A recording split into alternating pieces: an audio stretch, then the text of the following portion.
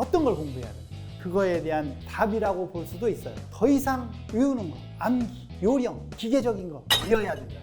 8 곱하기 8, 10이 몇 개냐라고 묻는 거예요. 구구단을 그렇게 오랫동안 들어왔는데 한 번이라도 10이 몇 개인지를 우리가 생각해 본 적이 있을까요? 없잖아요. 8 곱하기 8과 98 곱하기 98 똑같이 쉬운 거야.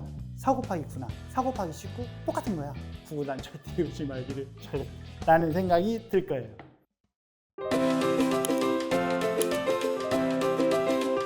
안녕하세요.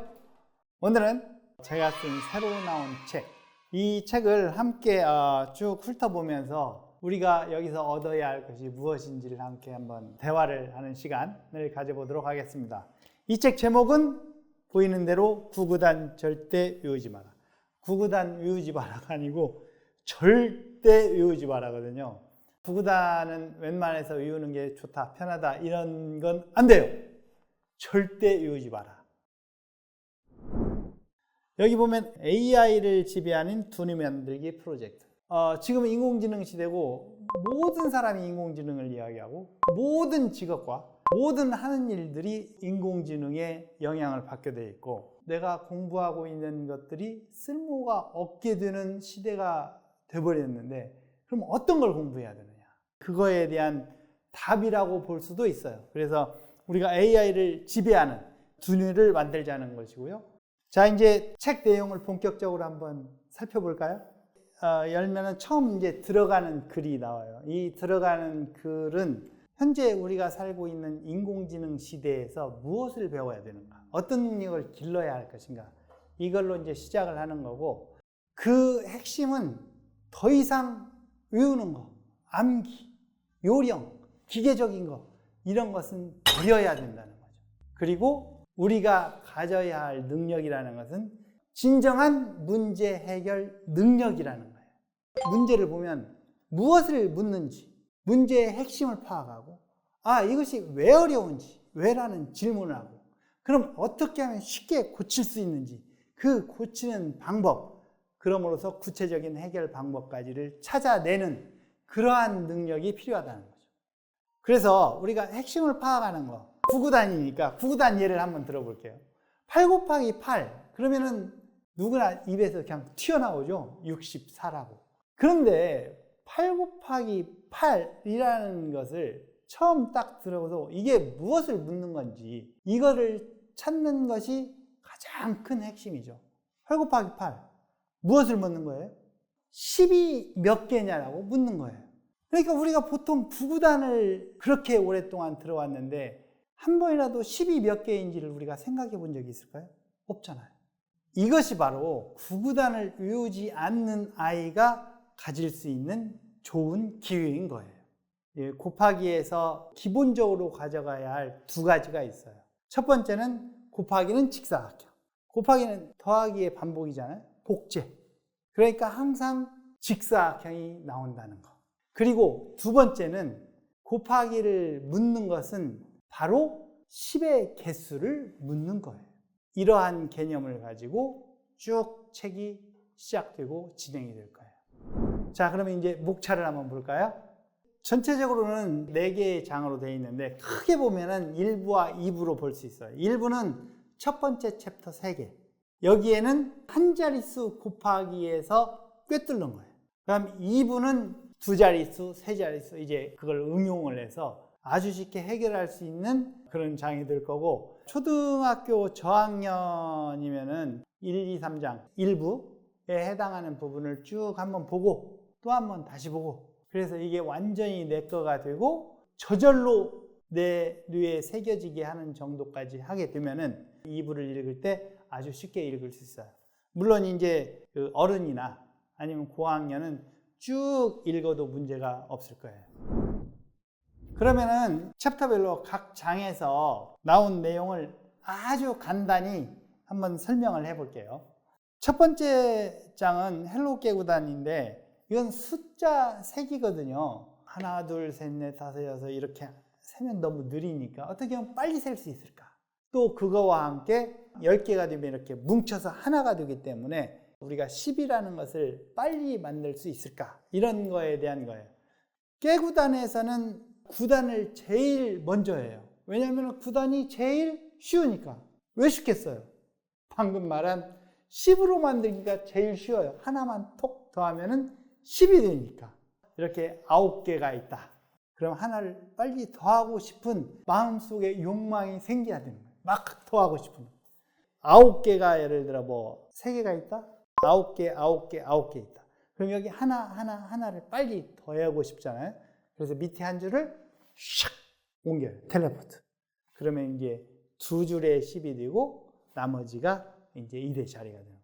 이건 이제 7개인지는 이제 쉽게 알 수 있어요. 자, 1장을 요약을 하자면은 수를 어떻게 하면 빨리 세울 수 있을까? 그리고 10을 어떻게 하면 빨리 만들 수 있을까? 그래서 9단이 쉽다는 거고 9단을 보면 딱 한 줄이 비어 있다는 걸 생각하고 한 줄을 옮기면 바로 해결이 된다. 그래서 남들이 제일 어렵다고 하는 9단을 우리는 제일 일찍 하는 거예요. 쉬우니까. 자, 2장을 간단하게 보면은 곱하기는 결국은 10이 몇 개냐인데 그러면 10이라는 것을 한번 관찰을 해보자.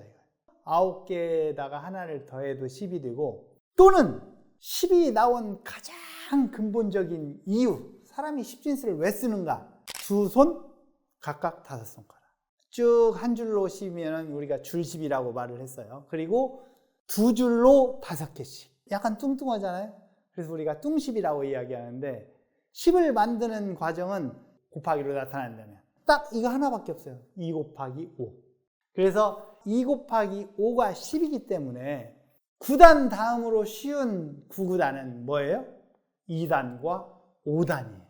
2를 계속 5번 넣으면 10이 되고 5를 2번 넣으면 10이 되니까. 그래서 이것을 응용을 해서 2단과 5단은 너무 쉽게 뇌에 새겨지는 거예요. 그래서 이 2장을 보면은 10을 만들어내는 것을 자유자재로 움직여서 2와 5가 활용되는 그런 방법들을 배울 거예요.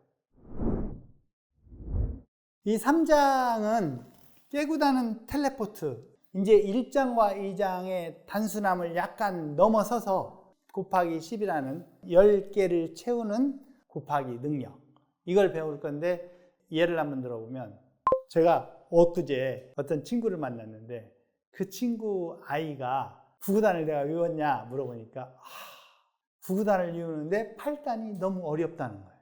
그래서 아니 왜 9구단을 외우냐 이제 그 친구를 자꾸 이제 설명을 많이 해줬는데 8단 중에서도 제일 어려운 숫자를 말하면 보통 8 곱하기 7을 많이 말해요. 9는 9단에서 커버를 할 수 있으니까.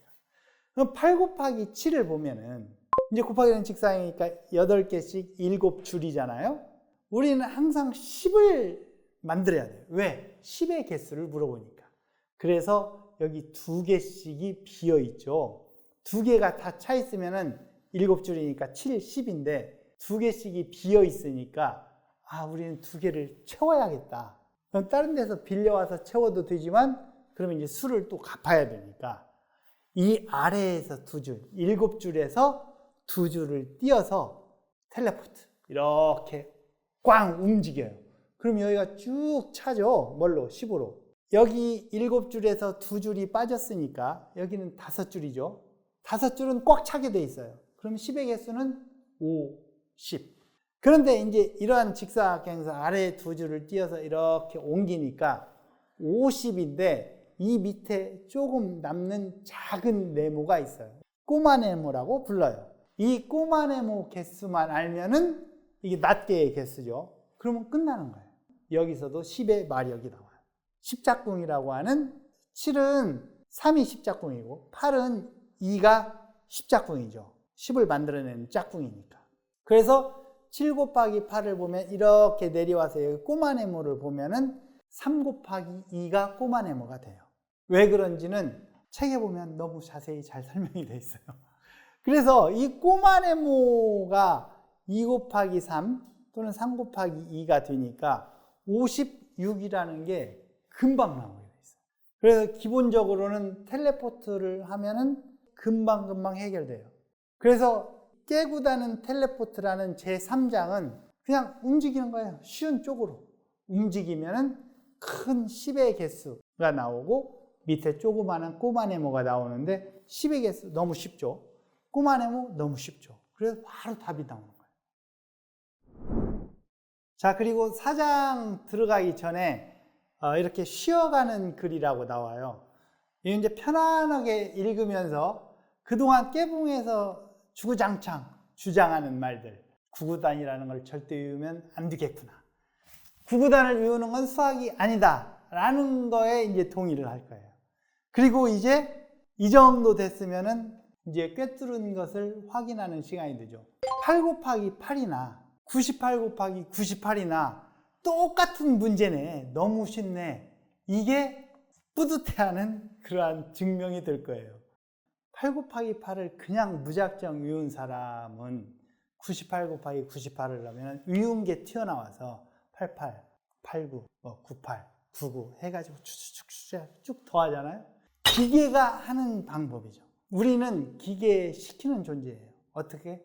창의력을 통해서. 그래서 8 곱하기 8과 98 곱하기 98 똑같이 쉬운 거야. 4 곱하기 9나 4 곱하기 19 똑같은 거야.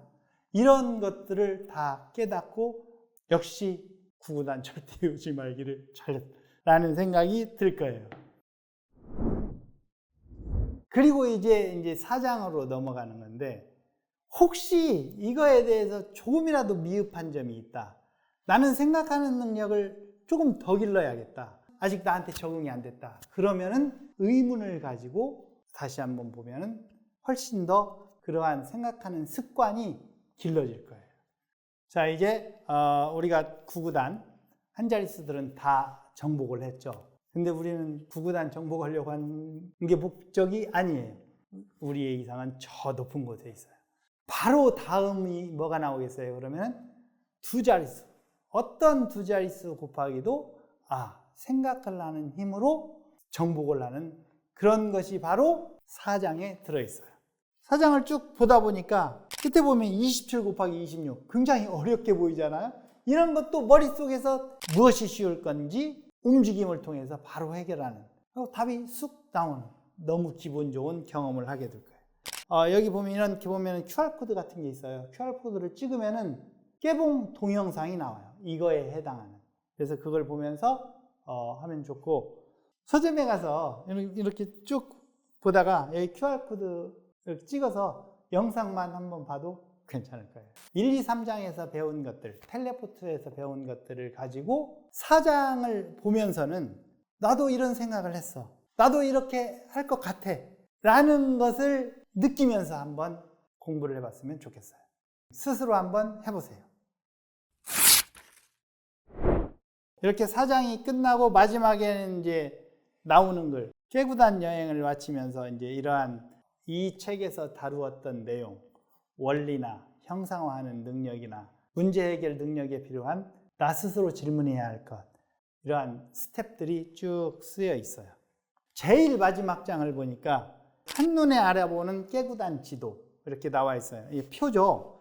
1부터 20까지 있고 1부터 20까지 있는데 각 숫자 곱하기, 대각으로 아래는 위하고 똑같으니까 없어도 되고, 각 문제마다 어떤 식으로 풀어야 빨리 풀 수 있고 쉽게 풀 수 있는지 그 핵심 단초를 이 안에 써놨어요.